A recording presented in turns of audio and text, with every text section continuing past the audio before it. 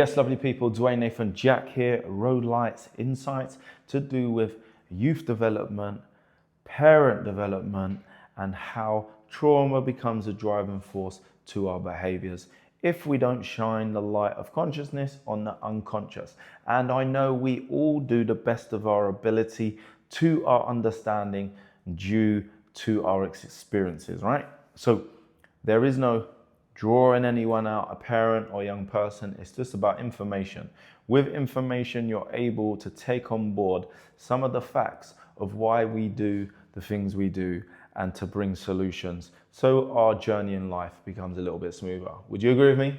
Well, there we go. So here we go. Before I go any further, I thought I had a pen, but wait there a second. Today, I'm going to be breaking down the development of a child. So, mother falls pregnant, yeah?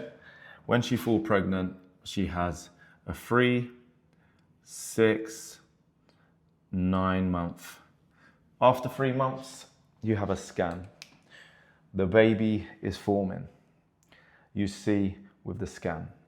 But it's not just the baby's forming physically, but energetically.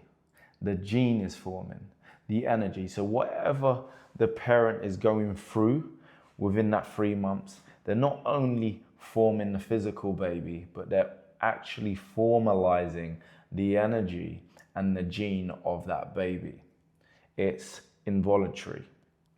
So then after 6 months, the scan becomes even bigger. The baby's grown a little more. The features, you see whether it's a boy or a girl, I'm not sure, don't hold me to that. However, there's the unseen energetic, the gene that's forming as well. You get the drift. Then 9 months, there you go. Mother gives birth to the child. Even though the child's just born into this world, took its first breath, there's still a gene.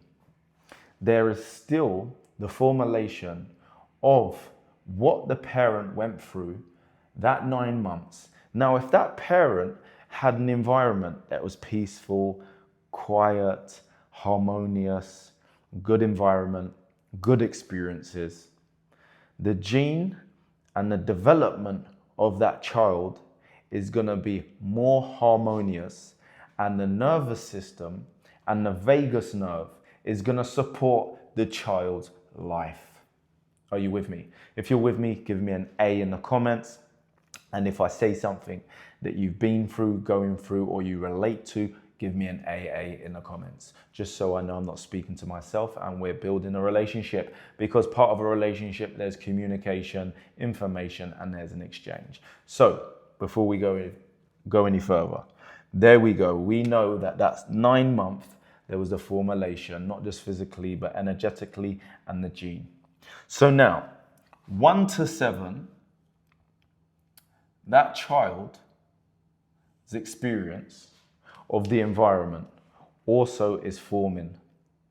Psychologists, biologists are able to predict a child's life with the data of what the mother was going through, her pregnancy, and then the 1 to 7 years of that baby, toddler, child, what they saw. Monkey see, monkey do, through the 5 senses. Now, through the 5 senses of that child, it can see, hear, taste, touch, whatever was going on. So if there was more harmonious, peace, quiet, and the basic needs of that child, the vagus nerve on that child would be living harmoniously, because the brain was forming, the heart was forming, the gut was forming, and there wasn't much trauma. Now, what is trauma? Trauma is an experience, a stimulation of the nervous system of energy through emotion that gets stored within the nervous system, the vagus nerve, and that will dictate the child's life into adulthood. And that will dictate the relationships, the finances, the career path, and whether that child has blockages or is able to be confident or low self-esteem. Are you with me? There's some nuggets today and we're only 5 minutes into the video. Would you agree? Are you with me? Hey. So, the nervous system dictates the journey.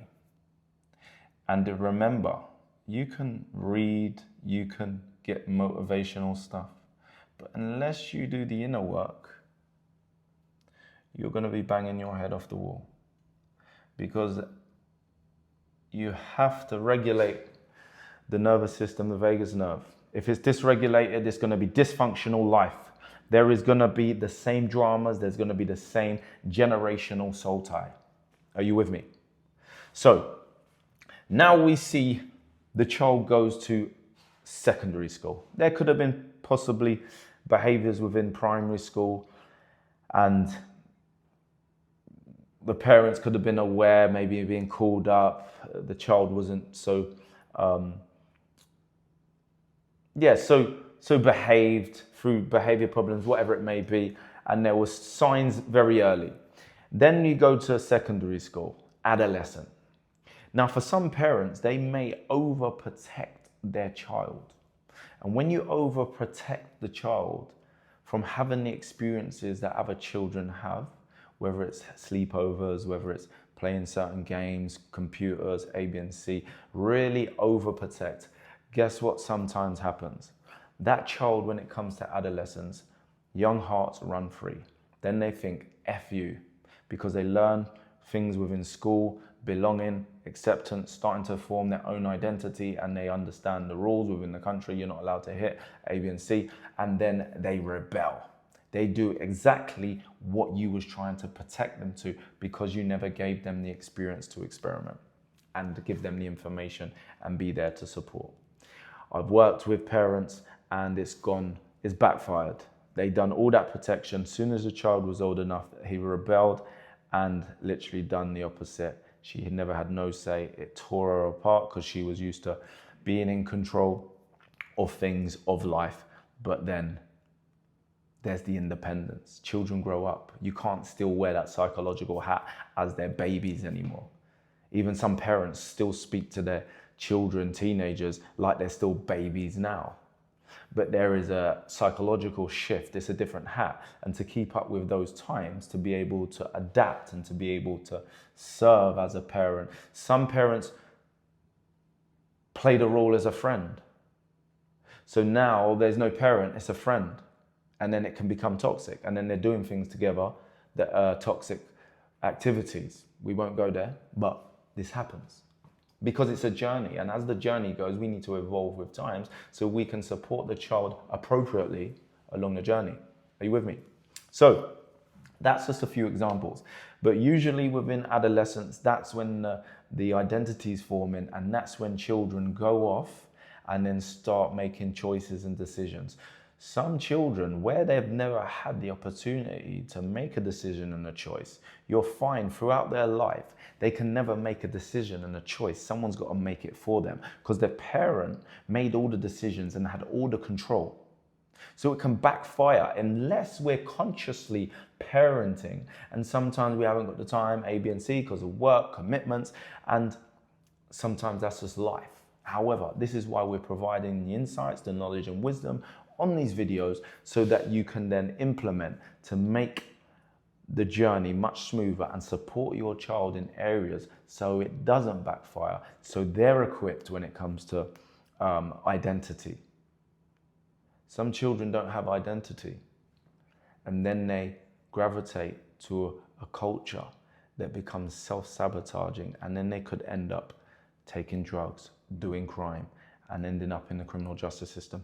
But they never learned that at home. They had values, but they've identified. And part of Abraham Maslow's hierarchy of needs, here we go. At the bottom is safety, belonging, etc. Safety, warmth, shelter. Then the next one goes to, don't hold me to it, like belonging, acceptance, or love, A, B, and C. Now, if these are not being fulfilled at home, Yeah, they're going to be fulfilled out in the wilderness. And the child will gravitate for that belonging, and they will do things for that acceptance, with validation. And sometimes that is taking drugs, that is drinking alcohol, that is rebellion, because I done it myself. I wanted acceptance. So what would I do? I would take drugs, drink alcohol, rob, steal, you name it. And that's why I was a menace of society at the age of 13. And I was incarcerated in prison at the age of 13 because I was driving cars, riding motorbikes, and taking drugs and doing crime at a very young age, because I was groomed, exploited at the age of 13 in the West End of London, selling crack and heroin and becoming a problem. And from 13 to 29 years old, I was in and out of custody from children's homes, foster parents, A, B, and C. This is why I'm passionate of what I do today, to equip parents like yourself and support young people to avoid the path I went down, because it is a lonely, horrible, hurtful journey that we want to prevent, right? So there's the Maslow's hierarchy of needs. But now, from the 3 to 9 months and then 1 to 7, if stuff has gone on, it's gone on. We can't change the past, but what we can do now is seek help and support where it's needed. So if you're a parent and you have a teenager or young man or young woman that is going off the rails and you don't know what to do, where to get help, you don't want to call local authorities, well, my team and myself do private and confidential consultancy work where we're able to engage the hard to reach young people, young adults, and work with parents on a holistic approach, intuitive, to be able to bring it together with a mediation, conflict resolutions, and solutions and strategies and methodologies to solve your problems. So if this is something that you're struggling with, we have been in the secure centers, we've been in youth prisons, we've been local authorities, we've been commissioned by the institution, and now we work privately with people just like yourself. So I am gonna love you and leave you now. There's a little bit of insights and wisdom of why, because you must be asking yourself, why is this happening to us? Why is this? They've had a good life, we've provided their basic needs. Don't be hard on yourself. Sometimes you can give your child the best of life, but then when they go out, they have to make choices and decisions, and that's what we're here